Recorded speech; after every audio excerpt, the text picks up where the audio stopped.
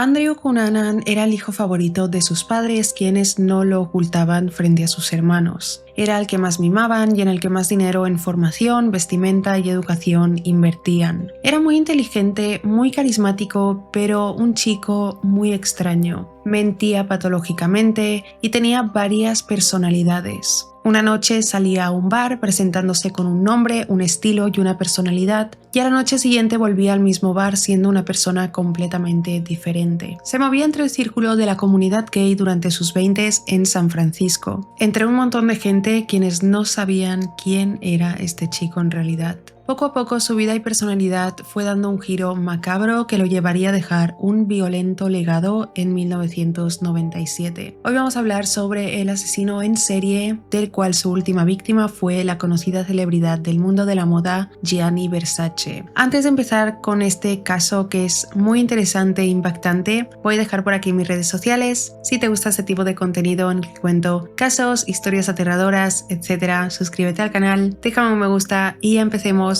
con el caso de Andrew Cunanan.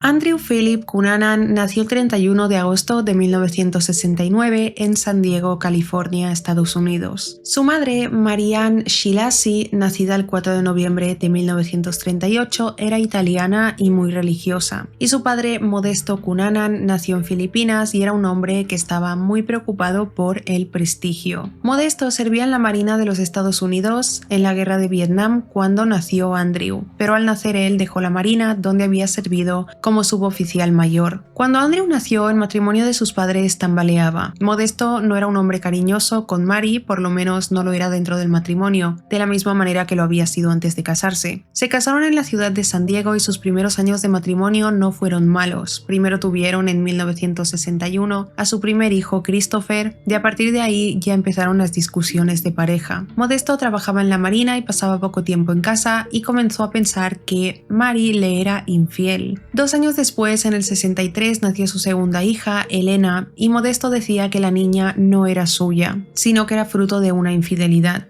de su mujer. Durante esos y los siguientes años, por el trabajo de Modesto, la familia se mudó a Long Beach, California, luego a Nueva York, luego volvieron a California y constantemente se movían de un lado al otro. En el año 67 nació su tercer hijo, una niña llamada Regina, y finalmente en el 69 tuvieron a Andrew y ya estaban instalados en San Diego. Marianne no pudo cuidar ni atender adecuadamente a Andrew cuando era un bebé porque sufría de depresión y estaba bajo tratamiento médico. Entró en depresión por todas las acusaciones de infidelidades de su marido hacia ella. Modesto se enorgullecía de criar a Andrew solo y más adelante, cuando creció, se lo decía, que su madre no le había cuidado y que él había hecho de madre y de padre para él. La infancia de Andrew no fue violenta o agresiva de la manera que es normalmente en la infancia de los demás asesinos seriales. Los vecinos conocían a la familia y no veían nada extraño. Los Cunanan a menudo hacían actividades como familia, se iban al centro comercial, al parque, al McDonald's. No se veía nada fuera de lo común o extraño en la familia. Cuando Andrew tenía 4 años, su abuelo materno falleció y les dejó una herencia. Modesto y Mary, con el dinero, compraron una casa nueva en el barrio residencial Bonita. Andrew tenía juguetes y jugaba a juegos que la mayoría de niños de su edad ya no jugaban. Con el tiempo, las peleas de sus padres se volvían cada vez más habituales, siempre se estaban gritando y Andrew solía encerrarse en su habitación donde leía cómics o subía el volumen del televisor para no escuchar a sus padres discutir. Se le describió como un chico que le encantaba reír y le gustaba mucho la comedia Mork y Mindy.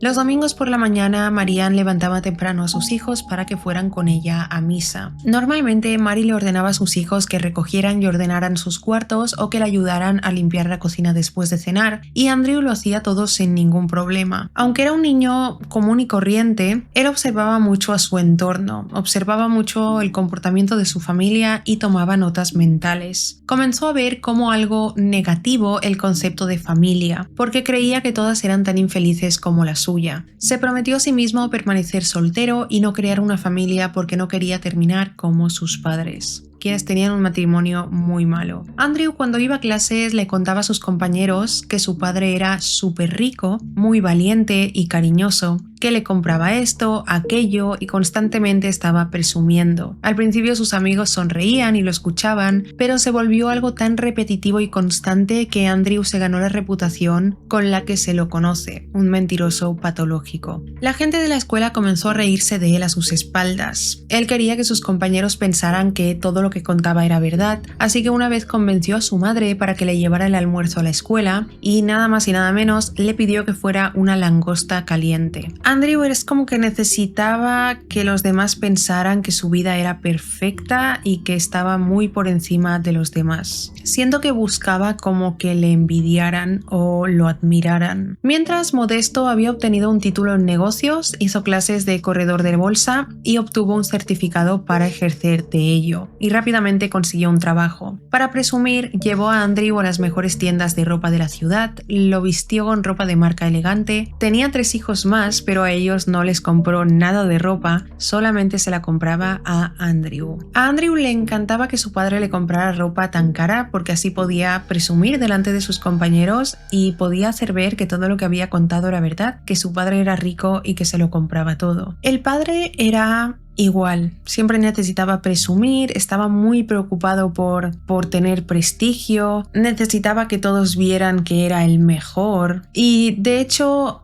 Andrew tuvo la misma actitud, desarrolló la misma actitud porque a Andrew solo le importaba lo que los demás pensaran de él. Modesto constantemente le decía a Andrew que era especial, que tenía que ser alguien, que era muy importante ser alguien y era el hijo favorito de sus padres y lo dejaban muy claro. A sus 12 años sus padres lo matricularon en la prestigiosa escuela Bishop's School de San Diego. La matrícula costaba $7,000 al año. Él recibía todos los elogios de sus padres, todos los regalos, sobre todo por parte de su padre. Su madre se preocupaba también por sus demás hijos, pero Andrew recibía todo. Andrew destacaba porque se le percibía como alguien brillante y confiado, pero por dentro se sentía incómodo. Sentía confusión sobre sus emociones y las chicas insistentes le asustaban. Se sentía atraído por los chicos débiles y apacibles. Tuvo su primer encuentro con un chico en la adolescencia y entonces le quedó claro que le gustaban los chicos. Comenzó a contarle a los demás abiertamente que se había enrollado con un chico y los demás empezaron a crear una broma sobre cuidarse de Andrew en las duchas después de las clases de gimnasia. Como Andrew no escondía su orientación sexual, los demás no se metían con él, porque percibían que no era algo de lo que se avergonzara, estaba orgulloso de ello. A sus 15 años Andrew era más corpulento que la mayoría de los chicos de su edad, era atractivo, tenía modales, tenía carisma, ya a esa edad frecuentaba locales gays populares de San Diego sin que nadie le hiciera preguntas, porque aparentaba ser mayor de lo que era. Era un chico muy superficial y se había montado una historia de vida inventada, muy superficial. Siempre explicaba las cosas buenas y las exageraba. Le decía a todo el mundo que su padre se lo compraba todo, que su padre era muy rico, y en realidad no lo era tanto, solía exagerar mucho los hechos porque necesitaba impresionar a los demás. Quería ser glamuroso. Actuaba como si estuviera muy orgulloso de sí mismo, pero en el fondo no lo estaba para nada. Algo de sí mismo no le gustaba. En primer lugar, no le gustaba ser medio filipino, así que a veces mentía y decía ser latino. En los bares le conocían como Andrew da Silva o David Morales. Se presentaba siempre con uno de estos dos nombres para que nadie sospechara que era medio filipino. La gente solía darse cuenta porque él cambiaba de personalidades, de estilo, de nombre. Por ejemplo, un viernes por la noche salía a uno de estos locales y tenía una personalidad, se presentaba con un nombre y al día siguiente volvía a este mismo bar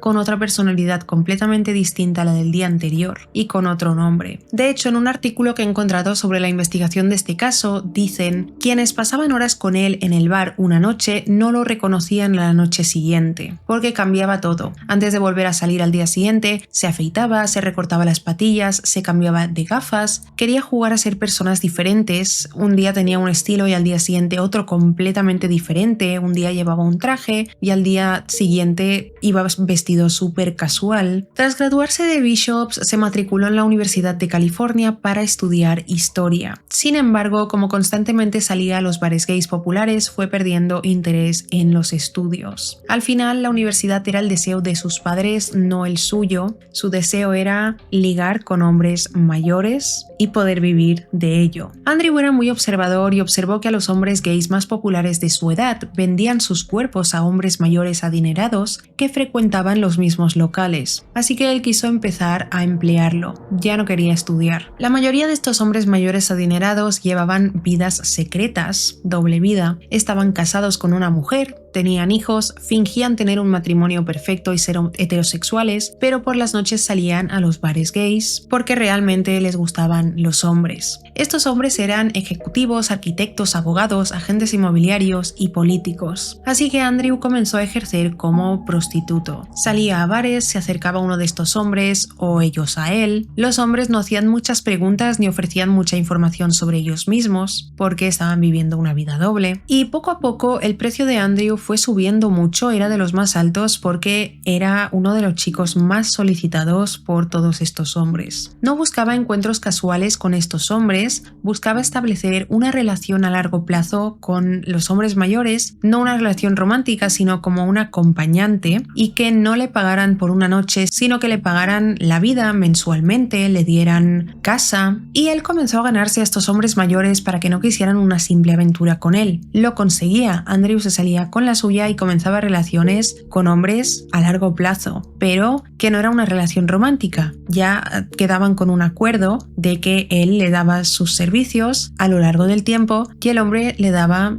estabilidad financiera y regalos carísimos. Uno de estos hombres le regaló un coche de $30.000. Otro le daba tarjetas de crédito para que las usara a su antojo. Él comenzó a disfrutar de una buena vida para él, iba a fiestas constantemente, se alojaba con estos hombres en sus casas enormes, pasaba días en sus casas, lo llevaba como acompañante a eventos sociales, lo presentaban como su secretario o su socio. Andrew se rodeó durante esa época de personas con mucho nivel adquisitivo, de celebridades, y de todos ellos aprendió. Aprendió a hablar como ellos, a andar como ellos, a tener su estilo y a guardar secretos. Sus padres, Modesto y Mary, desconocían todo esto, no sabían ni que su hijo era homosexual. Su madre comenzó a sospechar cuando vio que Andrew constantemente tenía ropa nueva, relojes caros y en general que su hijo tenía mucho dinero pero no trabajaba. Y cuando se lo preguntaba, él simplemente la ignoraba o le mentía. Mary podía haberse preocupado más o investigar más, sin embargo, no pudo porque otros problemas familiares la distrajeron de preguntarse qué pasaba con su hijo Andrew. Modesto había sido despedido de varias agencias como corredor de la bolsa durante los últimos 2 años. En la última que estuvo ejerciendo lo atraparon robando dinero de la empresa. Fue denunciado con cargos por malversación de fondos, ya que robó $106.000 del negocio. Si no huía, iría a la cárcel. Así que el mismo día que el FBI iba a arrestarlo, Modesto cogió todo su dinero y voló a Filipinas. Dejó a Marianne y a sus hijos sin nada. Ella se vio obligada a mudarse a una casa pequeña en una zona más baja de donde vivían, y sus hijos, que ya no vivían con ella, la ayudaban con lo que podían. Andrew la visitaba y comenzó a incomodarse, porque su madre había escuchado rumores sobre que él era gay, y además le dijo que lo vio besar a un hombre en el distrito financiero de San Diego. Ese día comenzaron a discutir por esto, y Andrew perdió el control, empujó a su madre contra la pared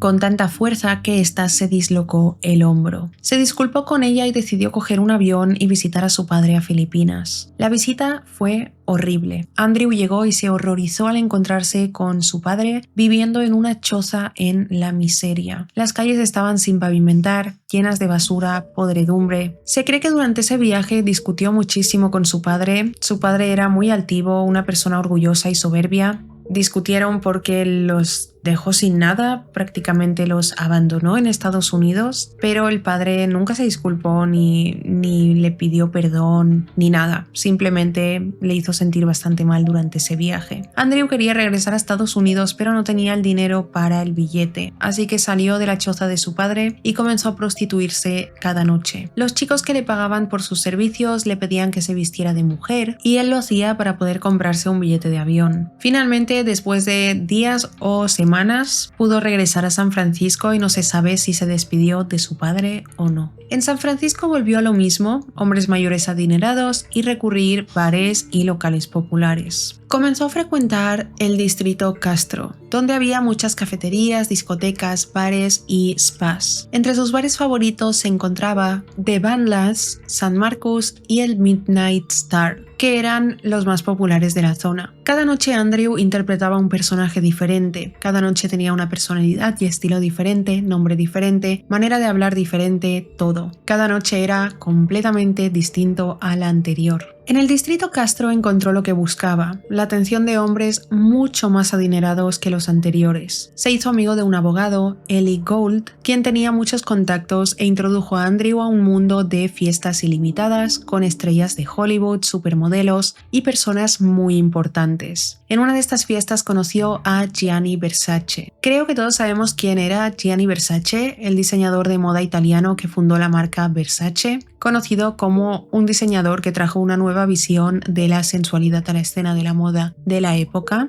Y aunque todos sepamos quién era, quiero hablar un poco sobre su biografía, ya que en este caso me centraré tanto en la biografía del asesino como en la de las víctimas. Giovanni Versace nació en Calabria, Italia, el 2 de diciembre de 1946. Más conocido como Gianni, creció admirando el trabajo de su madre Francesca, quien era modista y dueña de una tienda de ropa. Su padre se llamaba Antonio y era vendedor de electrodomésticos. Gianni tenía 3 hermanos, Fortunata, Santo y Donatella. Cuando Gianni tenía 6 años, una tragedia sacudió a la familia. Mientras estaban en un parque de atracciones, una feria más bien, su hermana Fortunata se cayó y se raspó la rodilla. Contrajo tétanos, recibió el tratamiento equivocado y en menos de 24 horas falleció con el mismo vestido con el que había salido a la feria. Donatella nació 3 años después, así que nunca conoció a su hermana mayor, pero Gianni y Santo quedaron para toda la vida devastados por la pérdida de su hermana. Desde que era pequeño, su lugar favorito era la tienda de su madre. Observaba a su madre después de la escuela crear vestidos, especialmente creaba vestidos para novias. Francesca vio que a Gianni le gustaba la moda, así que lo animó y le enseñó. Ella había tenido un sueño frustrado, de pequeña soñaba con ser médico y sus padres no la dejaron, así que no quería hacer lo mismo con su hijo Gianni. Cuando vio que le gustaba la moda, lo animó a perseguir su sueño. Y Gianni creó su primer vestido a los 9 años en la tienda de su madre. Era un vestido largo azul que 40 años más tarde usaría de manera un poco modificada Diana de Gales. A Gianni le encantaba la moda y comenzó a soñar con convertirse en un diseñador. A sus 20 se mudó a Milán para trabajar como diseñador y comenzó a irle muy bien. Milán era un epicentro de la moda en ese momento y comenzó a ganar mucho dinero. Trabajó para Jenny, Complice y Mario Valentino. En el año 78 abrió su propia tienda de ropa en la calle principal de comercios de moda de Milán. El 28 de marzo presentó su primera colección de ropa en el Museo de Arte Contemporáneo Permanente y a la gente le encantó porque Gianni tenía un estilo muy diferente, así que rápidamente comenzó a ser conocido, pasando a ser el diseñador de moda favorito de Milán. Versace comenzó a ser una marca muy conocida y Gianni quería revolucionar la industria de la moda, haciendo las cosas diferentes a la competencia. Una de las diferencias que hizo destacar su marca fue que él usaba múltiples elementos en un solo vestido, algo que no era para nada común. Su hermano Santo se convirtió en CEO de la empresa y su hermana Donatella era asistente de Gianni y se convirtió también en vicepresidenta. Durante los años 80 y 90 Gianni creó un imperio con su marca. Entre las modelos que modelaban en sus pasarelas estaban Cindy Crawford, su favorita de los desfiles Naomi Campbell, Linda Evangelista y Christy Turlington. Poco después Versace viajó a Estados Unidos para abrir más boutiques y expandirse, y el negocio creció tanto que comenzaron a vender también perfumes, bolsos, joyería, decoración. Versace era descrito como vibrante, sensual y divertido, además de que él también utilizó técnicas de marketing muy buenas para hacerse conocido. Comenzó a crear ropa para Elton John, para la princesa Diana, Michael Jackson y Cher, entre muchas otras celebridades. Y como todas estas celebridades llevaban Versace, todo el mundo quería llevar Versace. En Estados Unidos, Gianni se instaló en Miami, en una villa en South Beach, la cual compró y llamó de Villa Casa Casuarina. donde disfrutó viviendo con su novio Antonio hasta que fue diagnosticado con un tipo raro de cáncer de oreja, del cual se curó más tarde, aunque mucha gente ha especulado que no fue cáncer de oreja sino que fue VIH. Cuando conoció a Andrew se cree que Gianni podría haberse confundido de persona y Andrew le siguió el rollo simplemente, ya que según dicen esa noche conversaron. Gianni estaba examinando la sala y vio a Andrew de pie al lado de Ellie Gold, ladeó la cabeza y caminó hacia él y le dijo: «Te conozco, Lago di Como, ¿verdad?». En Lago di Como tenía una casa Gianni y confundió a Andrew con alguien que vio ahí. Andrew le siguió el rollo diciéndole: «Así es, gracias por acordarse, señor Versace». Después de ese día cada uno continuó con su vida, no se sabe realmente si tuvieron más encuentros. Pero es verdad que a partir de ahí Andrew se obsesionó bastante con Versace, con Gianni. Andrew se adentró en San Francisco en el mundo del sadomasoquismo.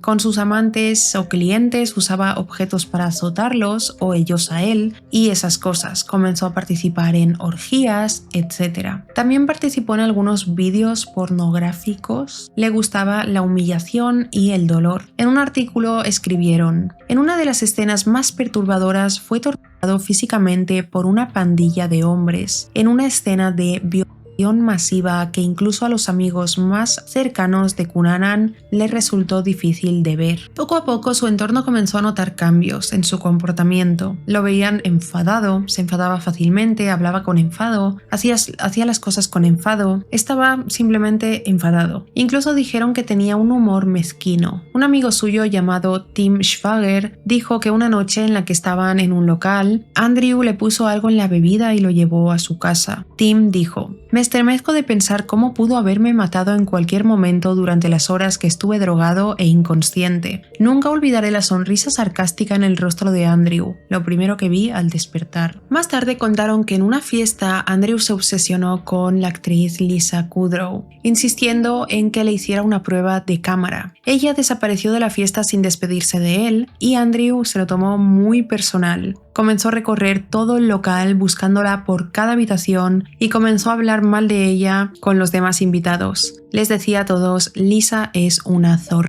En otra ocasión conoció en persona al actor Hugh Grant en una gala de celebridades. Días después realizó una prueba para un papel secundario en una película de Grant, pero no fue elegido. Y Andrew se lo tomó como que fue algo personal del hombre hacia él. Se lo tomaba todo extremadamente personal. Una noche un amigo visitó a Andrew y se quedó impactado al ver que había convertido su dormitorio en un santuario dedicado a Tom Cruise. Al mencionarlo en una conversación, Andrew pasó la noche maldiciendo a la mujer de Tom Cruise, Nicole Kidman, en ese momento, no sé si ahora también, diciendo: «Ella lo tiene y probablemente yo no lo tendré nunca, la maldigo, es una no sé qué», insultándola. En 1997 se sabe que Andrew se hizo pruebas para detectar el SIDA, ya que había presentado síntomas, pero nunca acudió a recibir su diagnóstico. Sin embargo, aunque no fue a buscar los resultados, él estaba convencido de que tenía la enfermedad.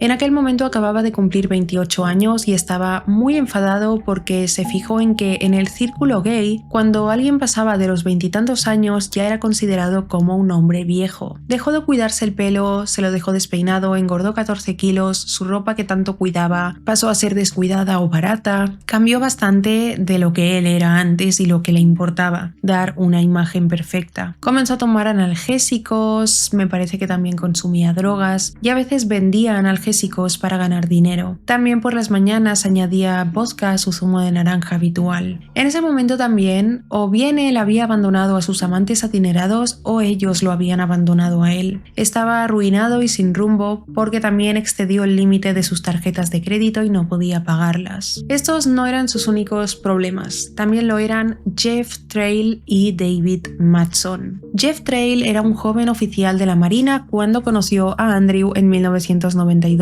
Era de Delcap, Illinois y provenía de una familia respetable. Acababa de graduarse de la Academia Naval de los Estados Unidos en Annapolis y servía en el USS Gridley, atracado en el puerto de San Diego. Jeff era gay y ese era su secreto. Cuando conoció a Andrew probablemente en un bar gay, enseguida se hicieron amigos. Se veían con bastante frecuencia y Jeff, cansado de las restricciones de la vida militar, al final renunció para aceptar un puesto de directivo en una empresa fabricante de propano ubicada en Minneapolis, Minnesota. Al mudarse, Andrew quedó devastado y prometió que lo visitaría regularmente a su nueva ciudad. Jeff Trail probablemente dejó la marina por ser gay y no poder vivir su vida con libertad de alguna manera, porque en esa época ser gay y estar en la marina no estaba bien. Durante una de las visitas de Andrew a Jeff en Minneapolis, mientras cenaban juntos, Andrew se encontró con David Matson, un joven adinerado arquitecto de San Francisco a quien ya conocía desde antes y tenía un interés romántico hacia él. Se enteró de que David también se había mudado a Minneapolis y cuando Andrew vio a Jeff y a David juntos hablando, se murió de rabia y celos, porque él quería estar con David y vio que con quien tenía química David no era con él, era con Jeff. Andrew sentía muchos celos hacia ellos también por el hecho de que eran dos jóvenes que se habían desarrollado profesionalmente, habían crecido mientras que Andrew se había estancado. Y las familias tanto de Jeff como de David ya habían aceptado su sexualidad en ese momento, algo que a Andrew no le había pasado. En general, Andrew era un chico muy envidioso que le daba mucha rabia y celos que a los demás les fuera bien o mejor que a él. Sentía que era injusto que los demás estuvieran bien y él no. Cuando volvió a California estuvo meditando la situación, estaba muerto de celos y rabia, llamó a Jeff y lo presionó para que le dijera si tenía una relación con David, y él le dijo que no, pero Andrew le dijo que estaba mintiendo, que era un mentiroso, y ahí comenzaron a discutir, se gritaron y colgaron. Pero antes de colgar el teléfono, Andrew gritó "te voy a matar". Esa misma noche Andrew compró un billete de avión y voló a Minneapolis. David fue a buscarlo al aeropuerto municipal el 26 de abril y lo llevó junto a él a su loft, que estaba ubicado en una zona exclusiva de la ciudad.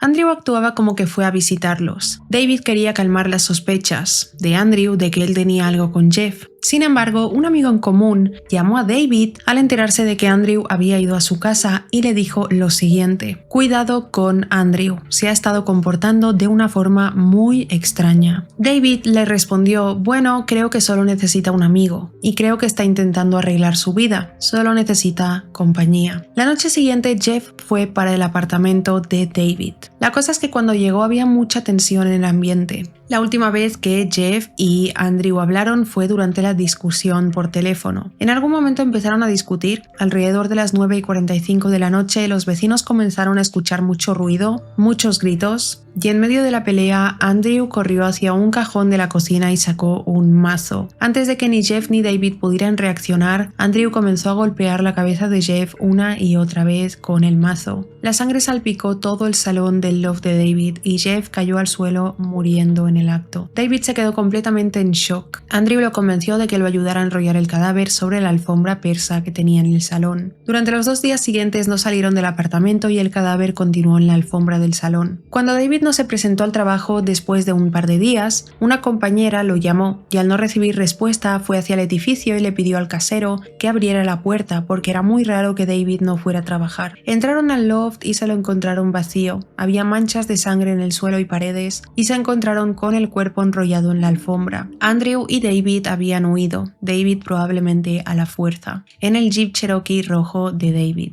Andrew llevaba un arma consigo calibre 40 que le había robado a Jeff. La pistola estaba cargada con 3 balas y llevaba 7 más en el bolsillo. La policía acudió a la escena y comenzaron una investigación. También fueron al apartamento de Jeff, donde encontraron en el buzón de teléfono un mensaje de Andrew invitándolo al apartamento de David para hablar. A 72 kilómetros lejos de Minneapolis, en un camino rural que conduce a Duluth, Andrew detuvo el Jeep Cherokee. No se sabe qué conversación tuvo con David, lo más seguro es que él intentara huir, pero lo que sucedió es que Andrew acabó con su vida disparándolo 3 veces y dejando su cuerpo en el camino rural. Una semana después, la noche del 3 de mayo de 1997, Andrew mataría a su tercera víctima. Lee Miglin era un promotor inmobiliario de 72 años residente de Chicago. Se crió en la ciudad de Denville, en Illinois. Con el tiempo se convirtió en promotor inmobiliario y junto con su socio J. Paul Bettler gestionó importantes propiedades inmobiliarias. construyó el edificio del Colegio de Abogados de Chicago y el Madison Plaza de 45 pisos, la sede mundial de Hyatt Corporation y también la sede mundial de National Can, y desarrolló gran parte del parque industrial cerca del aeropuerto O'Hare, entre muchas otras cosas. Su mujer era Marilyn Miglin, una mujer reconocida en Home Shopping Network, donde tenía una línea de perfumes y cosméticos y un salón de maquillaje. El matrimonio era conocido por recaudar fondos para la ciudad donde vivían. Vivían en una zona muy adinerada de casas adosadas rodeados de vecinos agradables. Esa noche del 3 de mayo, Marilyn estaba fuera de la ciudad por negocios. No se sabe si Andrew y Lee se conocían de antes, pero Andrew probablemente por la noche, bajo la influencia de las drogas quizá,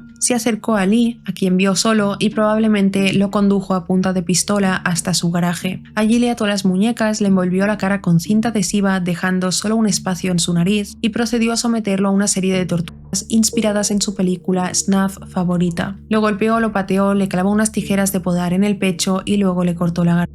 Puso el cuerpo debajo del Lexus 1994 de Lee Miglin y comenzó a pasar por encima de su cuerpo. Después entró en la casa, comió sándwiches, una manzana y un vaso de zumo de naranja del refrigerador. Vio un par de vídeos caseros, durmió en la cama del matrimonio Miglin y a la mañana siguiente robó unas monedas de oro y se fue en el Lexus de Lee y dejó el Jeep Cherokee rojo en la calle de la casa de los Miglin. Y en el asiento delantero dejó un montón de fotos suyas, como desafiando a la policía a que lo persiguieran, como haciéndoles saber quién era él. Rápidamente la policía, al encontrar las fotos, incluyeron a Andrew Cunanan en la lista de los 10 más buscados. Distribuyeron carteles a nivel nacional y pudieron rastrear sus movimientos porque el Lexus de Miglin tenía un teléfono conectado. Vieron que se acercaba a Filadelfia y advirtieron a la policía de que era peligroso y de que estaba armado. A pesar de que salieron muchas patrullas a buscarlo, no estaba por ningún lado. Andrew arrancó el teléfono del Lexus y lo tiró por la ventana y se escondió en el cementerio de Finnish Point en Pennsville, Nueva Jersey. Él estaba escuchando todo el tema de su persecución por la radio, así que supo que necesitaba cambiar de coche, ya que sabían en qué coche iba, la matrícula, etc. Él se sentía imparable y quería continuar huyendo, y de repente alrededor del cementerio vio una camioneta Chevrolet roja de 1995 que parecía ser de un trabajador. Se acercó a la puerta de la casita de enfrente y llamó. Abrió William Reese, de 45 años, que era el dueño de la camioneta y trabajaba en el cementerio. Era un entusiasta de la historia y fundador de un grupo local de recreación histórica de la Guerra Civil. William amaba su trabajo porque en el cementerio había muchos soldados de la guerra enterrados y a él le encantaba la historia. Cortaba y regaba el césped del cementerio, mantenía el lugar limpio, era un hombre tranquilo que nunca molestaba a nadie y siempre estaba dispuesto a ayudar a los demás. Esa mañana del 9 de mayo, Reese se había despedido de su mujer e hijo pequeño en su casa de Deerfield y prometió volver por la noche, a la hora de cenar. Cuando abrió la puerta, Andrew le preguntó si le daría un vaso de agua para tomarse una aspirina, y William dijo que sí. Le dejó entrar y fue con él siguiéndolo hasta la cocina en la parte trasera de la casa. Al girarse con el vaso de agua en la mano, Andrew lo estaba apuntando con un revólver y le exigió: «Dame las llaves de tu camioneta». William le dijo: «Claro, no quiero problemas». Puso su mano en el bolsillo, sacó las llaves, se las acercó a Andrew. Andrew sonrió, cogió las llaves y le disparó de todos modos, convirtiéndolo en su cuarta víctima. La policía distribuyó varios bocetos de Andrew Cunanan con diferentes aspectos porque era muy fácil para él cambiar de aspecto y estaban seguros de que volvería a atacar. Mientras lo buscaban, también investigaban los motivos de sus crímenes, por qué mataba. En San Francisco, entre la comunidad gay, se barajaba la idea de que había perdido la cabeza al descubrir que era VIH positivo o que todo era por celos. Pensaban si mataba al azar o si era algo personal con las víctimas. Pensaron que quizá Jeff Trial lo contagió con el virus del VIH y por eso lo mató. Yo pienso más que era por celos de que Jeff estuviera con David, porque Andrew quería estar con David. Luego mató a David, o porque no quería huir con él, o porque fue testigo del asesinato de Jeff. No sabemos si previamente había conocido a Lee Miglin. En la serie que hay disponible en Disney Plus sugieren que Lee había contratado los servicios como prostituto de Andrew y que ya se conocían, pero los investigadores creen que Lee estaba en el lugar equivocado en el momento equivocado y Andrew quiso vivir su más retorcida fantasía, que era recrear una película snuff. Y a William Reese lo asesinó para robarle el coche y para que no lo delatara, ya que enseguida policía alertaría a las autoridades de que un joven que rápidamente reconocerían como Andrew Cunanan conducía su camioneta. El siguiente asesinato, sin embargo, sí que parecía completamente premeditado. Andrew condujo hasta Miami Beach, donde se escondió. Lo que me parece una locura es que Andrew no hizo ningún esfuerzo en realidad para esconderse de la policía. Caminó tranquilamente por Miami día y noche durante 2 meses. Se paseaba por la playa, frecuentaba los spas de moda del paseo marítimo, almorzaba en las barras de las cafeterías. Llegó a Miami el 10 de mayo, dejó la Chevrolet roja en un garaje público y se registró en el hotel Normandy Plaza, que era un hotel bastante económico para camioneros y transeúntes. Le asignaron una habitación en el tercer piso por $690 al mes. Muchas noches Andrew se iba a cenar a un restaurante italiano. Estuvo visitando ocasionalmente la zona gay de Miami Beach, donde había policía vigilando esos lugares, pero aún así él salía tranquilamente y salía a ligar con otros chicos. Lo que hacía todas las tardes o mañanas era salir a pasear por la calle 11, donde se quedaba parado observando la mansión de Gianni Versace con la esperanza de verlo algún día. Gianni acababa de finalizar una gira europea y llegó a Miami Beach junto a sus promotores y guardaespaldas el 12 de julio. Agotado por la gira, Gianni planeaba relajarse un tiempo y disfrutar de la privacidad. Tenía 50 años en ese momento y deseaba tener más tiempo libre para disfrutar de su vida. Andrew, al no verlo en su mansión ninguna tarde, comenzó a buscarlo en los bares gay de lujo que Versace frecuentaba. Sus lugares favoritos eran The Twist, el KGB Club y Le Liquid. El día 15 de julio de 1997, Gianni se levantó por la mañana y fue al News Café andando. Solía ir allí a disfrutar de un café gourmet. Cuando volvió a casa, Andrew lo vio, y cuando Gianni estaba introduciendo las llaves en la puerta de su mansión para entrar, Andrew se acercó por detrás y le disparó 2 veces en la cabeza. Tras el asesinato de Gianni Versace, todo cambió. Se armó un gran escándalo y los medios y la policía comenzaron a dar muchísima más visibilidad a este asesino serial y a este caso de la que se le había dado antes de su asesinato con las otras víctimas. Que teniendo en cuenta que Andrew estuvo 2 meses paseándose tranquilamente por Miami sin que nadie lo arrestara y solo cuando asesinó a una celebridad se lo tomaron realmente en serio, da mucho que pensar. Cientos de agentes del FBI acudieron a la mansión Versace y la policía abandonó casi todas sus prioridades para centrarse solo en este caso. Es una lástima que el asesinato de Gianni Versace podría haberse evitado si no se hubieran cometido algunos errores. Primero, al parecer en Miami, los ciudadanos nunca fueron alertados y hubo muchos avistamientos de Andrew, pero nadie sabía quién era. Cuando se publicó este gravísimo error, la ciudad se rebeló y en especial los miembros de la comunidad gay, quienes se movían en el mismo círculo que el asesino y nunca fueron alertados. 4 días antes del asesinato de Gianni Versace, Andrew podría haber sido detenido, ya que un empleado de una sandwichería lo reconoció, llamó a la policía, pero mientras seguía en el teléfono, Andrew se fue. La camioneta Chevrolet roja de William Reese estuvo aparcada en el garaje público durante 2 meses y nadie la localizó. 8 días antes del ataque, el 7 de julio, y este fue el error más grave, Andrew no tenía mucho dinero y se detuvo en una casa de empeños llamada Cash on the Beach para vender una de las monedas de oro que le robó a Lee Miglin cuando lo asesinó en su casa. Para el procedimiento para vender esa moneda, él tenía que entregar su documentación. Firmó con su nombre real y escribió su dirección del hotel. El empleado de la casa de empeños envió el formulario al departamento de policía de Miami Beach. Por ley, el empleado debía enviar este formulario para asegurarse de que los clientes no vendían artículos robados, o no eran ladrones o estaban fichados por la policía. Sin embargo, en el departamento de policía nadie revisó ese formulario hasta que murió Gianni Versace, así que si lo hubieran revisado, Andrew habría sido detenido 8 días antes del asesinato. Ahora tenían la dirección de Andrew, así que fueron al hotel y entraron en su habitación, donde encontraron sus pertenencias, pero él ya había huido. 8 días después del asesinato, el 23 de julio de 1997, un portero portugués hacía sus rondas rutinarias por el exclusivo canal Indian Creek para revisar una casa flotante privada atracada allí por su jefe, un millonario alemán llamado Thorsten Reineck, quien estaba de viaje en Las Vegas. El portero notó que la puerta de la casa estaba entreabierta, así que decidió investigar. Al principio nada parecía fuera de lo normal, pero cuando subió al piso de arriba se encontró cara a cara con un joven sobresaltado que al verlo corrió hacia el dormitorio y cerró la puerta de golpe. Rápidamente se dio cuenta de que era Andrew Cunanan. La policía llegó en cuestión de minutos, toda la casa estaba rodeada por agentes del FBI y policías, apuntando con francotiradores en las ventanas, lanchas policiales rodeaban la casa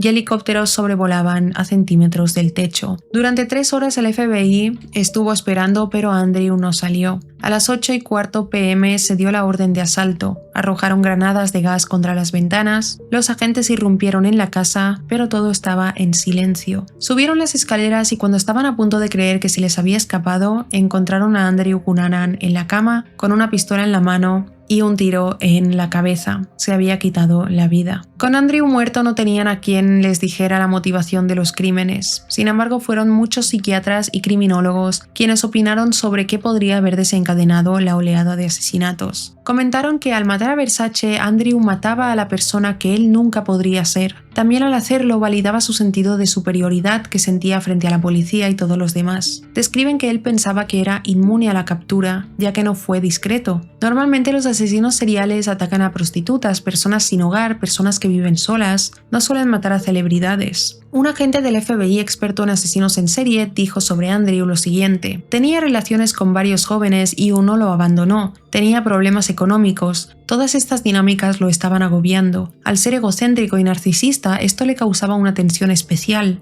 y sospecho que probablemente había contraído SIDA. Un psiquiatra dijo: era un camaleón absoluto, con múltiples personalidades, sin duda tenía múltiples apariencias. Yo siento que Andrew era un chico extremadamente egocéntrico y muy envidioso, que no podía soportar no ser el centro de atención o que otros tuvieran lo que él quería tener. Se sentía superior a los demás, se sentía que él merecía lo que los demás tenían y los demás no lo merecían en absoluto, y se tomaba personal que los demás tuvieran lo que él quería, como si se lo hubieran robado. Y de esto no se ha hablado en ningún lado, ni hay ninguna conclusión sobre esto, en ningún informe ni nada, pero en mi opinión personal, después de haber visto la serie y de haber investigado sobre este caso, aunque en su infancia no pasó nada violento, no hubo ningún evento traumático, sí que siento que algo tuvo que ver en su personalidad, y es el hecho de que eran 4 hijos, pero él era el único de los 4 que era cuidado, digamos. Evidentemente todos tenían que comer, todos tenían un techo, pero los hermanos eran tratados de manera muy diferente de la manera que se trataba a Andrew, y siento que con esto le hicieron sentir único, especial, que merecía más que los demás, que merecía ser cuidado y los demás no, que merecía recibir cosas y los demás no. Siento que eso fue algo que influyó bastante en su personalidad en este aspecto, de sentir que él merecía más que los demás y enfadarse